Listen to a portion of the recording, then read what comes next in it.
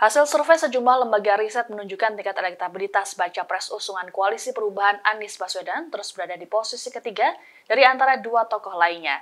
Kondisi ini nampaknya membuat partai koalisi yakni Demokrat merasa khawatir dan menilai penyebabnya karena nama cawapres yang tak kunjung diumumkan. Dikutip dari Kompas.com, tingkat elektabilitas Anies berdasarkan hasil survei sejumlah lembaga menunjukkan tren penurunan sejak Juli 2022.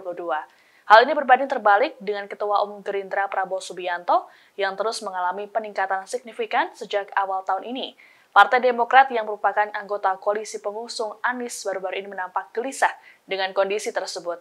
Ketua Bapilu Demokrat Andi Arief menilai turunnya elektabilitas ex-gubernur DKI Jakarta itu karena deklarasi cawapres yang tak segera dilakukan.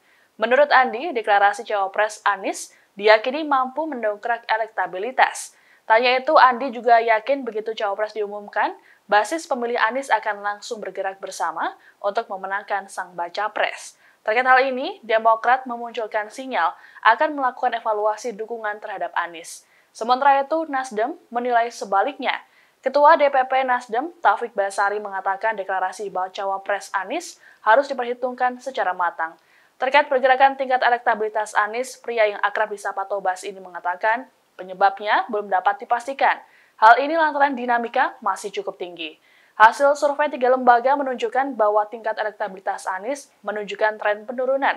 Berdasarkan survei indikator politik, elektabilitas Anies pada Juli 2022 mencapai 28,6% atau persis di bawah Ganjar Pranowo dan di atas Prabowo Subianto.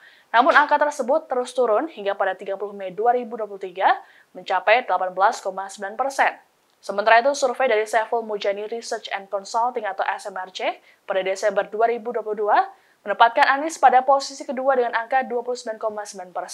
Sama seperti survei indikator politik, angka ini terus turun hingga 19,2% pada akhir Mei lalu. Sedangkan survei Litbang Kompas elektabilitas Anies mengalami fluktuasi. Angkanya sempat turun, kemudian naik pada Oktober 2022, namun setelah itu angkanya kembali turun. Terima kasih sudah nonton, jangan lupa like, subscribe, dan share ya!